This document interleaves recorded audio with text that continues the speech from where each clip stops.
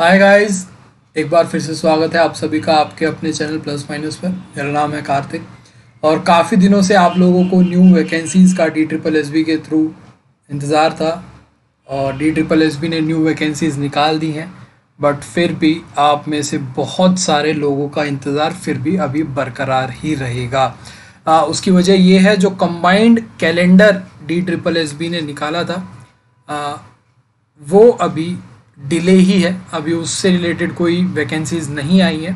तो मैं पहले ही ये क्लियर कर देना चाहता हूँ कि जितने भी साथी ये सोच के ये वीडियो देख रहे हैं कि उनको एलडीसी की वैकेंसीज़ के बारे में पता चलेगा, टीजीटी पीजीटी की वैकेंसीज़ के बारे में पता चलेगा, या फिर और कोई कंबाइंड एग्ज़ाम जिसका शेड्यूल पूरा कैलेंडर निकाला हुआ था उसके बारे में कुछ इन्फॉर्मेशन मिलेगी, तो वो इन्फॉर्मेशन नहीं है। ये अलग से वैकेंसीज़ निकाली हैं डी ट्रिपल एस बी ने, तो उसके ऊपर हम बात करेंगे क्या क्या किस किस पोस्ट के ऊपर वैकेंसीज़ निकाली हैं, क्या क्या एलिजिबिलिटी क्राइटेरिया है, सारी बातें उसकी डिस्कस करेंगे।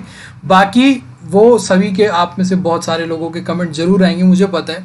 वीडियो शुरू होते ही आप लोग कमेंट कर दोगे, सुनोगे भी नहीं मैं क्या बोल रहा हूँ। मैं फिर भी बोल देता हूँ उन लोगों के लिए भी कि उसकी जो अभी एलडीसी की वगैरह की जो वैकेंसीज़ आनी थी वो अभी नहीं आई हैं, उसका कोई पता भी नहीं है कि कब आएंगी। होपफुली ज़रूर आएंगी, 1-2 महीने के अंदर अंदर आ जानी चाहिए, क्योंकि जो कैलेंडर निकला था वो जनवरी, फरवरी, मार्च, अप्रैल, मई, जून, जुलाई, अगस्त, सितंबर तक का ऐसे हर महीने का की वैकेंसीज निकलेंगी। वो कैलेंडर निकला था, जनवरी में निकली, उसके बाद फेब में नहीं निकली जो पीजीटी की निकलनी थी, उसके बाद फिर मार्च में निकलनी थी वो भी नहीं निकली, अप्रैल आ गया है वो भी नहीं निकली। तो ये रिक्रूटमेंट रूल्स में कुछ डिले हो गया है, वो चेंजेस कर रहे हैं, उसके कारण यहाँ पे पूरा कैलेंडर डिले हो गया। चलिए अब वापस आते हैं, अब इस वैकेंसी की बात करेंगे जो नोटिस निकाला है एडवर्टाइजमेंट नंबर 6/2022 यानी कि 6/22/22।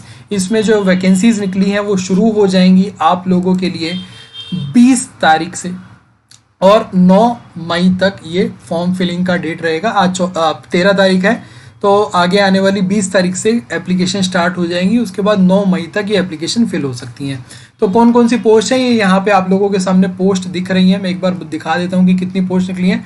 टोटल 12 पोस्ट निकली हैं, जिसमें से नाम एक एक का ले लेते हैं कि भाई assistant archivist grade 1, manager, shift incharge, manager mechanical, manager traffic, protection officer, deputy manager traffic में ही, पंप ड्राइवर दिल्ली जल बोर्ड में, मैनेजर और filter supervisor, manager electrical, bacteriologist.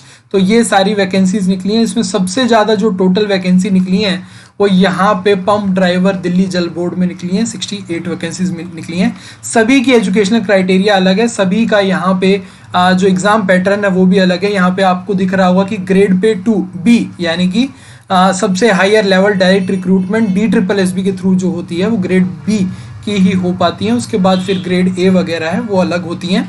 तो यहाँ पे ग्रेड पे 4200 यानी कि ये काफ़ी अच्छी पोस्ट है। उसके बाद फिर 4800 लेवल की भी पोस्ट है, 4800 की यहाँ पे मैनेजर। ये भी सारी ग्रुप बी की ही पोस्ट है, ग्रुप ए की पोस्ट नहीं है ये, बट इनका पे स्केल ऊपर नीचे है, 4200 का भी है, 4800 का भी है।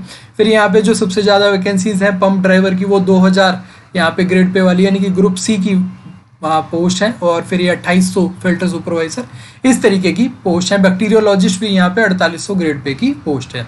ठीक है, अब सबकी एलिजिबिलिटी क्राइटेरिया अलग है, तो एक एक करके मैं फटाफट रूप से बता देता हूँ। बाकी इस पूरी नोटिफिकेशन का मैं डिटेल यानी कि लिंक डिस्क्रिप्शन बॉक्स में डाल दूंगा, ताकि जो भी लोग इंटरेस्टेड हैं अपने इस पोस्ट से समझ तो आ जाता है कि भाई हम इसके लिए एलिजिबल हैं या नहीं है। बाकी डिटेल्स देख के फिर समझ लेना, बाकी फिर आप लोगों वो पूरा नोटिस पढ़ के अपना फॉर्म फिल कर लेना। कहीं पे दिक्कत आए तो वीडियो के नीचे कमेंट करके पूछ लेना। ठीक है, चलिए अब एक दो बातें और हैं कि भाई यहाँ पे 9 तारीख का आप लोगों को पता है, इतनी बात, ये बात क्लियर हो गई। दूसरी यहाँ पे एक एक करके बात कर लेते हैं कि एजुकेशनल क्राइटेरिया क्या है।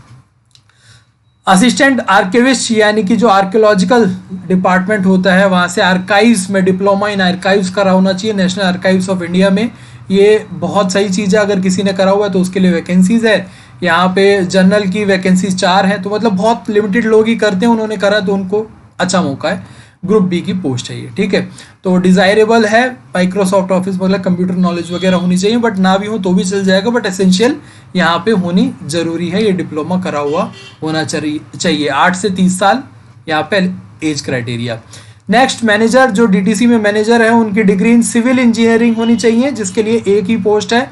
तो यहाँ पे सिविल इंजीनियर जितने भी छात्र हैं या फिर छात्राएं हैं यानी कि अपने जितने भी साथी हैं वो यहाँ पे फिल कर सकते हैं। पोस्ट यहाँ पे बस एक ही है, ठीक है। एज क्राइटेरिया इनके लिए 18 से 35 साल के बीच में है। उसके बाद नेक्स्ट शिफ्ट इंचार्ज दिल्ली जल बोर्ड, यहाँ पे 10वीं पास, मैट्रिक पास from a recognised university board school equivalent, और उसके साथ साथ यहाँ पे इलेक्ट्रिकल और इक्विवेलेंट आईटीआई यानी कि डिप्लोमा करा होना चाहिए। रिकॉग्नाइज्ड इंस्टीट्यूट से, आईटीआई से हो, अदर रिकॉग्नाइज्ड इंस्टीट्यूट से हो, इलेक्ट्रिकल का यहाँ पे या फिर उसके इक्विवेलेंट यहाँ पे डिप्लोमा होना चाहिए, ठीक है। सर्टिफिकेट होना चाहिए, डिप्लोमा नहीं सर्टिफिकेट बोला गया, तो सर्टिफिकेट होना चाहिए, ये एसेंशियल है। उसके साथ साथ एक्सपीरियंस भी मांगा हुआ है, तो ये एक थोड़ी सी ज़्यादा अब पहले ही एग्जाम से पहले ही छटनी हो गई है कि 3 साल का एक्सपीरियंस मांगा हुआ है यहाँ पे शिफ्ट इंचार्ज दिल्ली जल बोर्ड में। नेक्स्ट उसके बाद बात करते हैं मैनेजर मैकेनिकल में, यहाँ पे डिग्री इन मैकेनिकल और ऑटोमोबाइल इंजीनियरिंग है और कुछ भी नहीं मांगा हुआ, सही है, काफ़ी सही पोस्ट है। 12 यहाँ पे जनरल की है, टोटल यहाँ पे 24 डीटीसी में यहाँ पे पोस्ट है, और ये है मैनेजर मैकेनिकल। तो मैकेनिकल या फिर ऑटोमोबाइल इंजीनियरिंग जिसने करी हुई है उस साथी तक, उस इंसान तक आप लोग इस खबर को पहुंचा देना, क्योंकि बहुत सारे जो ऐसे लोग होते हैं जो करी हुई होती हैं उन तक ये बात पहुंचती नहीं है। तो आपके अगर नोन में कोई हो तो पहुंचा देना कि डीटीसी की पोस्ट निकली हुई है, जो कि बहुत अच्छी नॉन गजेटेड 4800 ग्रेड पे की पोस्ट है, ग्रुप बी की पोस्ट है, और उसमें मैकेनिकल या फिर ऑटोमोबाइल इंजीनियरिंग सिर्फ और सिर्फ ये मांगा हुआ है, कोई यहाँ पे एक्सपीरियंस नहीं मांगा हुआ। एज क्राइटेरिया की बात करें तो 18 से 35 साल यहाँ पे भी है, और उसके बाद रिलैक्सेशन है, जैसे ओबीसी में 3 साल का है, फिर एससी एसटी में और ज़्यादा रिलैक्सेशन है, वो कैटेगरी वाइज अलग से, ये जनरल तक की एज क्राइटेरिया बता रहा हूँ। फिर मैनेजर ट्रैफिक, यहाँ पे बहुत सही एक पोस्ट निकल के आती है जिसमें टोटल 13 पोस्ट हैं। यहाँ पे इन्होंने कुछ नहीं लिखा हुआ, बस लिखा हुआ पोस्ट ग्रेजुएट डिग्री, कोई स्पेसिफिक चीज़ नहीं बोली हुई, यानी कि मास्टर्स डिग्री किसी ने करी हुई है, पीजी करा हुआ है, पोस्ट ग्रेजुएशन करी हुई है, तो वो यहाँ पे एलिजिबल है। यहाँ पे टोटल 13 है, ओबीसी की 4, जनरल की 5, ईडब्ल्यूएस 1, एससी 2, एसटी 1, ये वैकेंसीज हैं। यहाँ पे भी 18 से 35 साल है, और ये भी ग्रेड पे 4800 रुपये, यानी कि 4800 ग्रेड पे अच्छी खासी सैलरी यहाँ पे होती है 4800 वालों की, ठीक है। तो ये भी अच्छी पोस्ट है, एक जनरल पोस्ट कह सकते हैं इस तरीके की, जिसने मास्टर्स करी हो, पोस्ट ग्रेजुएशन करी हो, ये भी बता देना जिसको नहीं पता है, ठीक है। उसके बाद फिर बात करेंगे प्रोटेक्शन ऑफिसर, इसमें काफ़ी सारी चीज़ें हैं भाई। यहाँ पे post graduation in social work, sociology वगैरह से करा होना चाहिए, डिज़ायरेबल है डिग्री इन लॉ, ठीक है। और उसके बाद एसेंशियल में फिर एक्सपीरियंस भी मांग रखा है, 3 year experience in social sector मांगा हुआ है। तो ये बहुत ही एक यूँ कहे कि सेलेक्टिव पोस्ट हो गया, जो ऐसे लोग उनको मिलना, मेरे ख्याल से 23-24 लोग यहाँ से ढूंढने, तो बहुत से कम लोग तो यहीं पे इतनी सारी क्राइटेरिया देख के ही रुक जाएंगे, बाकी एग्ज़ाम भी होना है उसके बाद। तो फिर ये एक पोस्ट निकल के आई है, 23 वैकेंसीज हैं, काफ़ी सही है। Protection officer women and child development board यहाँ पे दिल्ली में जो है उसमें ये पोस्ट है। नेक्स्ट बात करते हैं डेप्यूटी मैनेजर ट्रैफिक, एक अभी हमने मैनेजर की देखी थी, मैनेजर से नीचे मैनेजर में क्या मांगा हुआ था, पोस्ट ग्रेजुएशन, तो यहाँ पे डेप्यूटी मैनेजर है, इसमें सिर्फ और सिर्फ डिग्री मांगी हुई है, कुछ स्पेसिफिक डिग्री नहीं मांगी हुई, तो ये यहाँ पे आ जाती है। ये सिर्फ और एक ही इकलौती इस पूरी नोटिफिकेशन में पोस्ट निकल के आती है, वो जनरल सभी के लिए है यहाँ पे। बट यहाँ पे एक बात ये ध्यान रखने वाली है कि इनका एग्ज़ाम जो होगा वो पोस्ट स्पेसिफिक होगा, तो यहाँ पे पूरा का पूरा 200 मार्क्स का जो पेपर होगा वो पार्ट ए पार्ट बी में डिवाइड होगा, जिसके बारे में आगे बात करेंगे। तो एक ये पोस्ट है, ठीक है, डेप्यूटी मैनेजर की, जिसने ग्रेजुएशन करी हुई है उसके लिए है। यहाँ पे 18 से 35 साल उम्र है, और 4800 ग्रेड पे की ये पोस्ट है।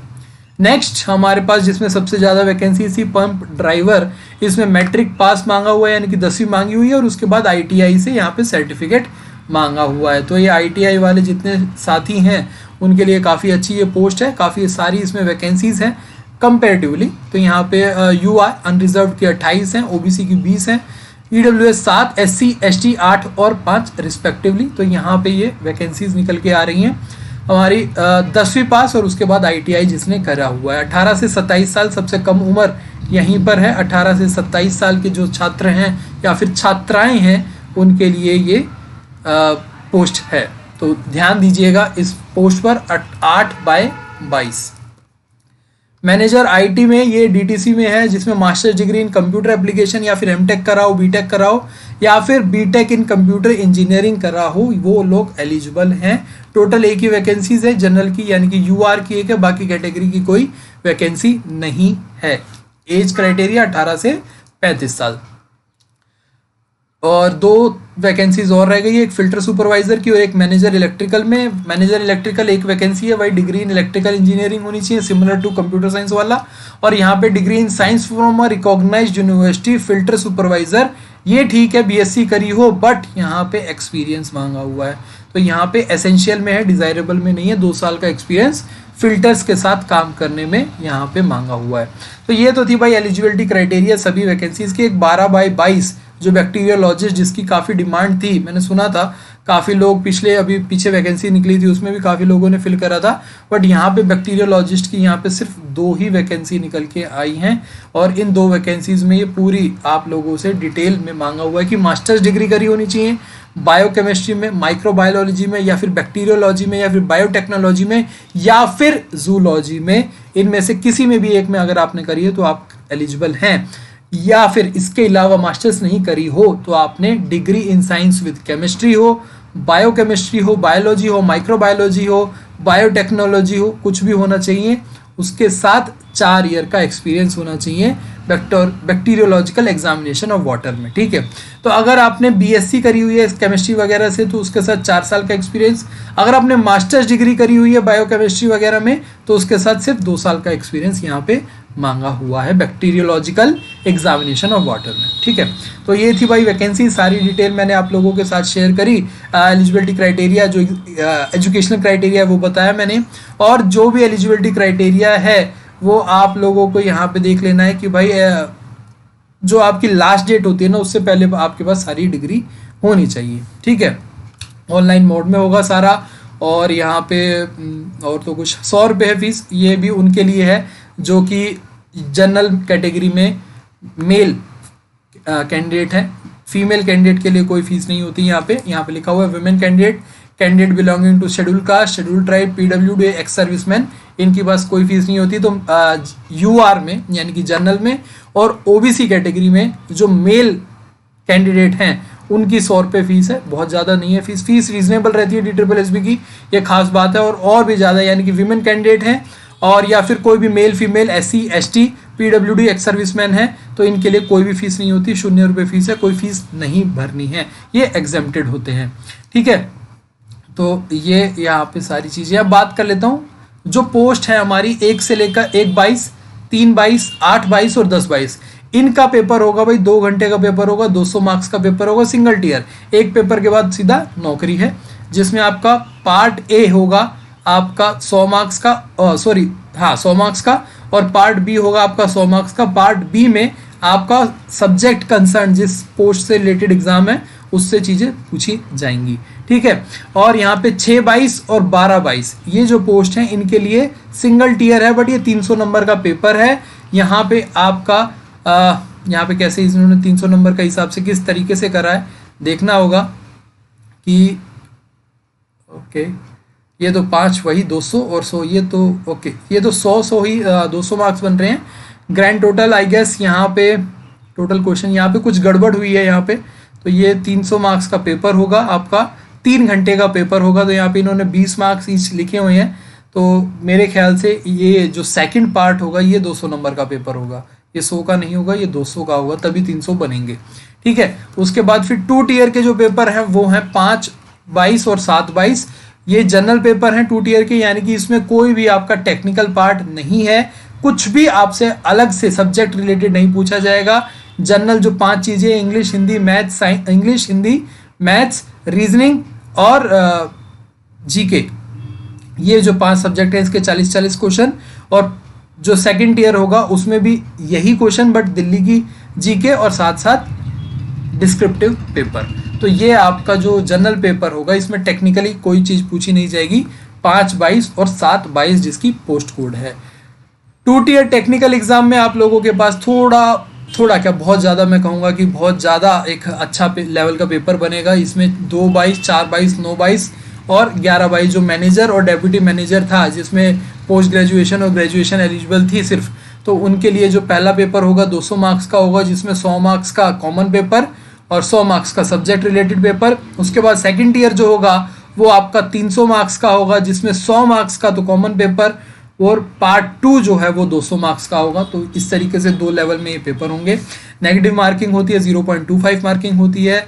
और जो टीयर 1 का एग्जाम होगा वो सिर्फ शॉर्ट लिस्टिंग के लिए होगा, वो आगे मेरिट में नंबर नहीं बनेंगे।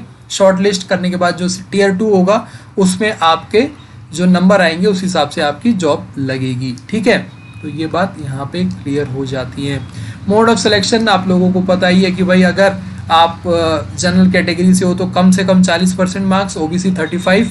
ओबीसी कौन लोग एलिजिबल है भाई? दिल्ली के। ठीक है, तो ये बहुत कन्फ्यूजन हो जाती है। तो जो दिल्ली का, जिसके पास ओबीसी का कार्ड बना हुआ है, सिर्फ वही लोग एलिजिबल है। बाहर की स्टेट के ओबीसी जनरल में कंसीडर करे जाएंगे। ठीक, इतनी बात क्लियर है।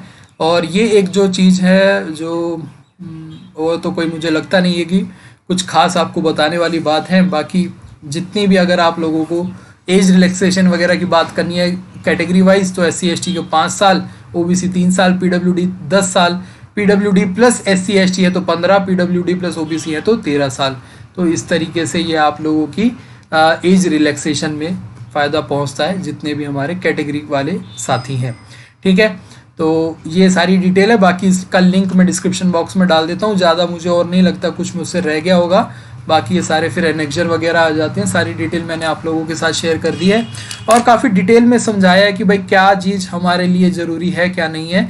और चलते चलते फिर मैं एक बार बता देता हूँ भाई, जो कैलेंडर हमारे सामने रखा गया था DSSB द्वारा, वो सिर्फ यहीं तक यहाँ पे वो निकाल पाए, यानी कि इस पोस्ट तक 5, पहली जो 5 पोस्ट थी वहीं तक इनका कैलेंडर सक्सेस रहा। उसके बाद जो पीजीटी की जो पोस्ट निकालनी थी 1 फरवरी को, वो नहीं निकल पाई। उसके बाद फरवरी चला गया, उसके बाद फिर मार्च यानी कि 1/3 को हमारी लैब टेक्नीशियन वगैरह, और उससे पहले लैब टेक्नीशियन की ये जो पोस्ट निकलनी थी सेक्शन ऑफिसर वगैरह की, तो ये भी नहीं निकली हैं। उसके बाद फिर एलडीसी की जो 1 मार्च को निकलनी थी वो भी नहीं आई हैं। और अब जो 1 अप्रैल को आनी थी, ड्राइवर की आनी थी, तो ये भी पोस्ट नहीं आ पाई हैं। तो ये स्टोर कीपर वगैरह जो भी आनी थी वो नहीं आ पाई हैं। तो अगले महीने जो साथी इंतज़ार कर रहे हैं टीजीटी पोस्ट की, तो वो भी थोड़ा ये संभल के रहें कि उनकी भी थोड़ी वैकेंसीज आगे डिले हो सकती हैं। बट अपनी पढ़ाई ना छोड़ें, पढ़ते रहें। 1-2-3 महीने का अगर डिले हुआ है तो वो आप लोगों के फ़ायदे के लिए ही है। आप लोग तैयारी करते रहे, कंपटीशन बहुत हाई है, तो अपनी मेहनत पूरी करें, सिलेबस पूरा कंप्लीट करें। फिर एग्ज़ाम जब भी होगा, जैसे ही नोटिफिकेशन आएगा उसके 2 महीने के अंदर एग्ज़ाम कंडक्ट करवाने की बात कह रहे हैं। तो ये ना सोचे कि एग्ज़ाम नोटिफिकेशन के बाद पढ़ना शुरू करेंगे, पहले से ही पढ़ना शुरू कर दीजिए। ठीक है, तो चलिए अब आप लोगों से विदा चाहेंगे। उम्मीद है कि आप लोगों का दिन बहुत अच्छा बीतेगा, और जिन लोगों के इन पोस्ट की ज़रूरत थी, जिनकी वैकेंसीज निकली है, उनको बहुत बहुत शुभकामनाएं एक तरफ से, और आगे के लिए ऑल द वेरी बेस्ट, ताकि वो अच्छे से तैयारी करके एक जॉब ले सके। बाकी लोग तैयारी करते रहो, अपना इंतज़ार है कब अपनी वैकेंसीज आएंगी। धन्यवाद, जय हिंद, bye bye, take care, see you very soon.